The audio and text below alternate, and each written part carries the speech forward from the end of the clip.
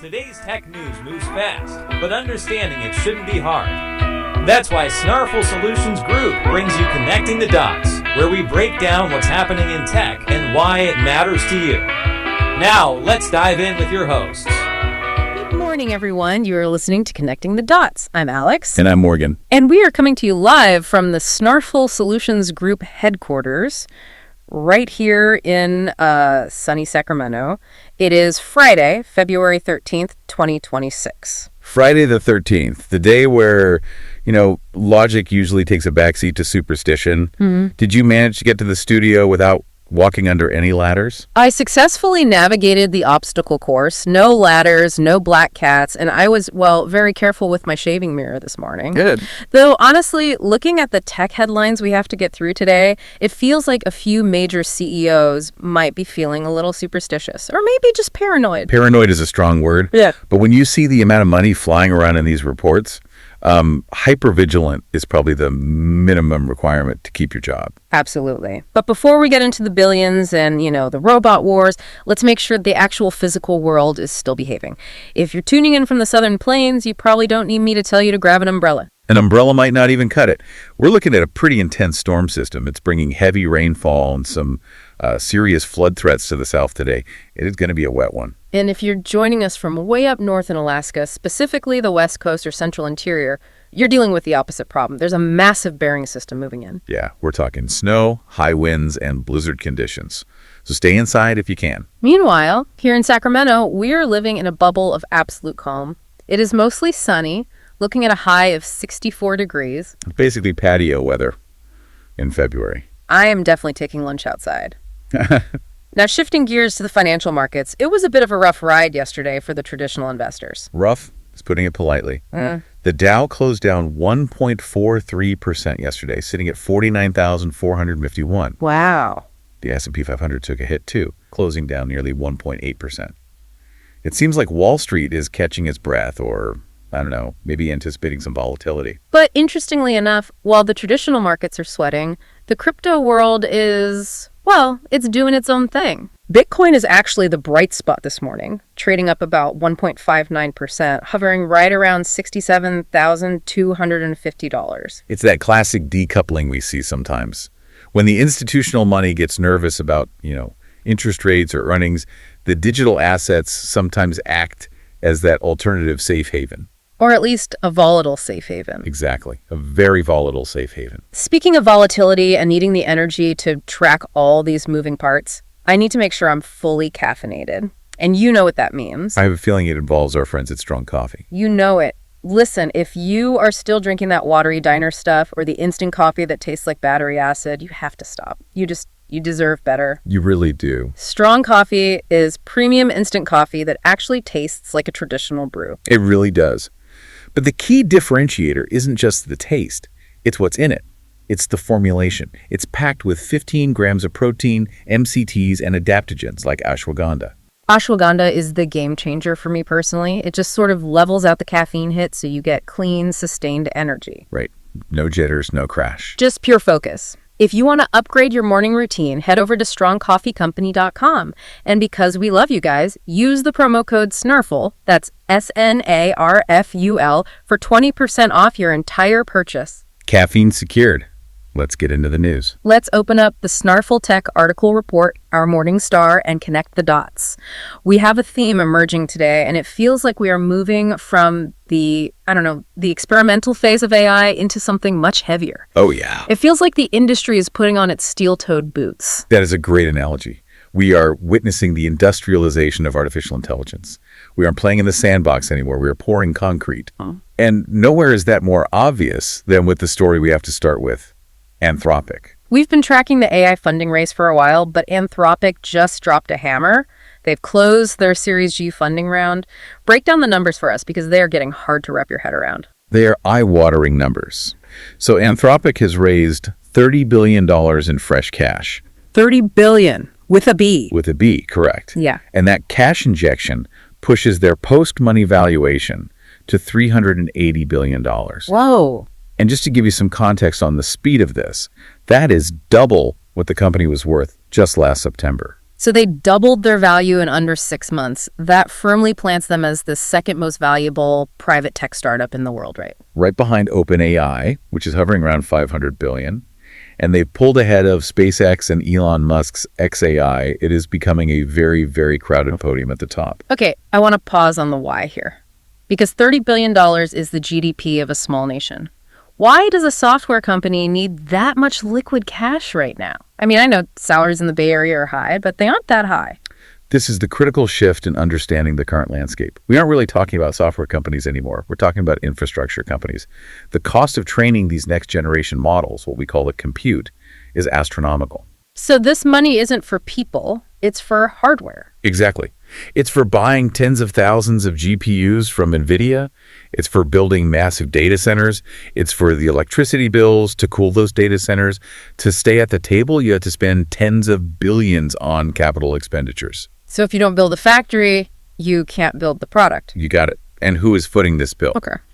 The round was led by GIC from Singapore and Coatue. But here's the interesting and somewhat circular part of this whole economy. Okay. It includes a portion of that massive $15 billion commitment from Microsoft and NVIDIA that we heard about previously. Wait, let me get this straight. NVIDIA invests in Anthropic, and then Anthropic takes that money and turns around to buy chips from NVIDIA. It's a very tight feedback loop, yes. It sounds a bit like money laundering if you don't look closely, but it's actually strategic alignment. Right. NVIDIA wants to ensure there are customers for its chips, so it funds the customers. All right. But Anthropic has to do it because they are trying to keep pace not just with OpenAI, but with Google. And Google has their own war chest. War chest is an understatement.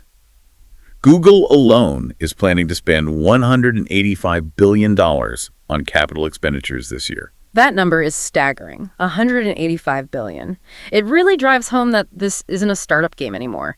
Two guys in a garage cannot compete with a $185 billion CapEx budget. No, they can't. This is now an industrial arms race. If you don't have the capital to burn, you are effectively out of the frontier model business. You can build apps on top of these models, but you can't build the models themselves. But here is the pushback I hear from people outside the tech bubble.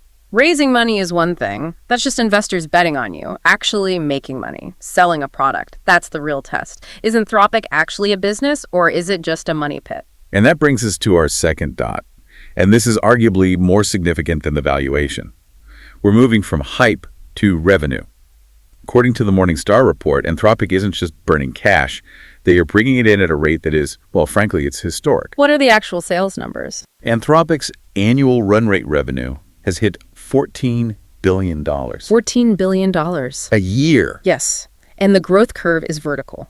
They have been growing over 10x annually for the past 3 years. I want to contextualize that for you. In the SaaS world, software as a service, getting to $100 million in revenue is usually a reason to pop champagne. Getting to $1 billion usually takes a decade. Hitting $14 billion this fast. That's just unprecedented. It's exponential in the truest sense. And what's interesting is where that money is coming from. A huge chunk is from a specific tool called Claude Code. That single tool has a run rate of over $2.5 billion. That's fascinating because I feel like when the general public thinks of AI, they think of ChatGPT. They think of consumer stuff, writing poems, planning vacation, maybe helping with a wedding speech. All right. But Anthropic seems to be playing a different game. That is the strategic differentiator. OpenAI became a household name with consumers. Anthropic has carved out a massive niche in the enterprise sector. They are the suit and tie AI. The serious option for serious business. Exactly. Their CFO, Krishna Rao, said explicitly, Claude is becoming critical to how businesses work. They aren't trying to be a fun chatbot friend. They want to be the underlying infrastructure of your company. The engine inside the car. Right. And are they profitable yet? With $14 billion coming in? Not yet, which is typical for this stage of massive infrastructure build-out. But they have a timeline. They are aiming to be profitable by 2028. And the reports say they're actually quite frugal compared to their competitors. They are. Okay, calling a company that just raised $30 billion frugal feels like a stretch. That's like calling a billionaire budget conscious because they didn't buy a third island. It sounds absurd, I know. But relatively speaking, they are focused. They aren't spending as much on flashy viral stuff like video generation tools. Yeah. Things that burn a ton of compute for what is essentially, marketing demo reels. Anthropic is focusing on Coding, legal analysis, heavy enterprise lifting. They are spending their money on the boring stuff that makes money. So for the listener driving to work right now, or the manager trying to figure out their budget for next quarter, what does this signal? It signals that AI is graduating. Yeah. It's moving from being a novelty to being a utility. If Anthropic is hitting these revenue numbers, it means companies are paying for it and relying on it daily. It's becoming like electricity or the internet. You just pay the bill because you can't operate without it. That is a huge shift. We are moving from, look at this cool trick, to, I literally cannot do my job without this. Precisely. Okay, so Anthropic is the disciplined, enterprise-focused contender. But the reigning champ, OpenAI, isn't just going to sit there and let them take the crown. They aren't exactly known for being passive. Absolutely not. And that leads us to the third part of our report. OpenAI has launched a counteroffensive, and the internal language they are using is intense. I read this in the report, a code red. That sounds like something out of a submarine movie. Are they manning the battle stations? It feels like it. Sam Altman, the CEO, declared this code red to rally the staff. The message is clear. Do not fall behind Google and Anthropic. The lead they had 2 years ago, it's gone. It's a dead heat now. It sounds like the pressure cooker is really on over there. And to back up this code red, they have just released GPT 5.2. I feel like I need a spreadsheet just to keep up with the version numbers at this point. What is special about 5.2? They're calling it the most capable model for professional knowledge work. And they have the benchmarks to try and prove it. It scored a 70.9% on the GDP Val test. For the non-engineers listening, and for me, is 70.9% actually good? It's very good. It's a significant step up in reasoning capability. Okay. But there was one specific stat from their internal testing that really jumped out at me. Okay. It's going to make some people nervous, specifically if they work in finance. The investment banking stat, I saw that. Yes. In internal tests, this model outperformed junior investment banking analysts on spreadsheet modeling by 9.3%. Ouch. Investment banking has always been this safe, high-paying job. You grind for 2 years on Excel, you make your money, you sacrifice your sleep, and now a robot is beating you by nearly 10%. It's a sobering statistic. It shows that AI isn't just writing text anymore. It's doing complex financial modeling, error checking, and projection. That is a definition of white-collar automation. Right. If your job is purely moving numbers around in a spreadsheet, the machine is getting very, very good at it. Very good. That really challenges the idea of what an entry-level job is going to look like in 5 years. Yeah. But there is a twist in this OpenAI story that I think is even bigger than the benchmark scores. It's about the hardware. Yes. We talked earlier about how everyone is buying NVIDIA chips, but OpenAI is doing something different here, aren't they? This is a crucial detail that might get lost in the noise, but it's massive for the industry. OpenAI revealed a new model variant called GPT 5.3 Codex Spark. And this model isn't running on NVIDIA. It's running on chips from Cerebras. Cerebras. We've heard that name floating around as an NVIDIA rival. Why is this significant? Because for the last 5 years, NVIDIA has had a near monopoly.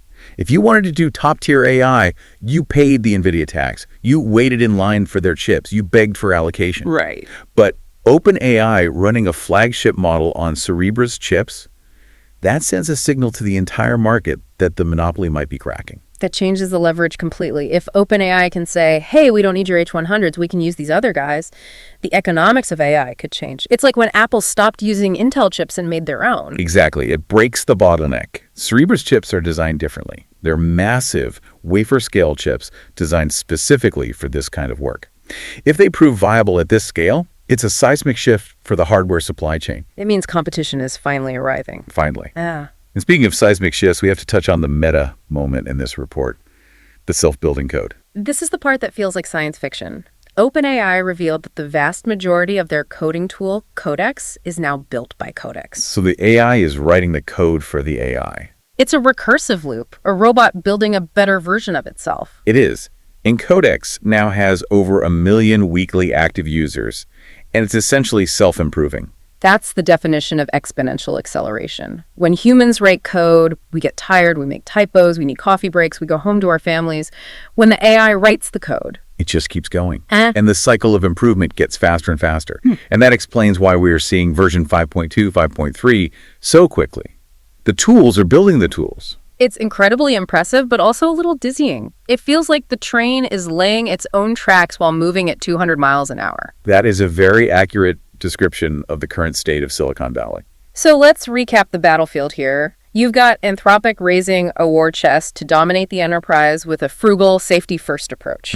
You've got OpenAI hitting the panic button with a code red, releasing models that beat bankers at their own game, and pivoting to new hardware to break the supply chain bottleneck. And meanwhile, the AI is literally coding itself. It's a lot to take in, but it shows that 2026 is going to be a defining year. We aren't in the experimentation phase anymore. We are in the deployment and dominance phase. Right. These companies are building the operating system for the next decade of the global economy. Deployment and dominance. Sounds ominous, but accurate. Well, before we let our listeners go back to their hopefully still human staff jobs, we have one more important connection to make, and that is with your feet. That's right. Our friends at Skony. Skony is the premium golf shoe store that is changing the game. Look, if you are walking 18 holes or just walking around the office pretending to work while you listen to us, Which we know you do. yeah, We won't tell your boss. you need comfort and style. Skony shoes are incredibly comfortable. They look great on and off the course. I actually wear mine to the grocery store. They really bridge that gap between athletic wear and casual office wear perfectly. You don't look like you're wearing cleats, but you get the support. If you want to treat your feet, head over to theskony.com and use the promo code SNARFL at checkout for 15% off your entire purchase. A great deal for a great shoe. All right, let's bring it all home. We covered a mountain of cash and tech today. What are the 3 things our listeners need to lock in before they hit the weekend? For this scale of investment, Anthropic has raised a massive $30 billion war chest. They're valued at $380 billion, and they're using that money to build the physical infrastructure of AI. Huge money for huge compute. This is heavy industry now. Second, the business model is real. They hit $14 billion in revenue by focusing strictly on enterprise needs making businesses run better, not just making funny videos. This validates the entire industry economically. It's not a bubble if the cash register is actually ringing. And third, the counterstrike. OpenAI is firing back with GPT 5.2 and, crucially, new hardware partnerships with Cerebras. They're trying to innovate their way out of a code red and break the hardware monopoly that has constrained the industry. It's a clash of the titans, and we are just watching the sparks fly. It's going to be a fascinating year to watch these two duke it out. And remember, the technology you use today might be building the technology you use tomorrow, literally, in the case of Codex. That is a thought to chew on. Well, that wraps up another edition of Connecting the Dots. We're here to help at Snarful, so reach out on our website if you have any more questions. Have a great weekend, everyone. Stay safe out there. That's a wrap on today's top stories. Remember, tech doesn't have to be complicated, and we're here to help connect the dots. If you've got questions or want to learn more, visit us at snarful.com. Thanks for listening, and we'll catch you next time.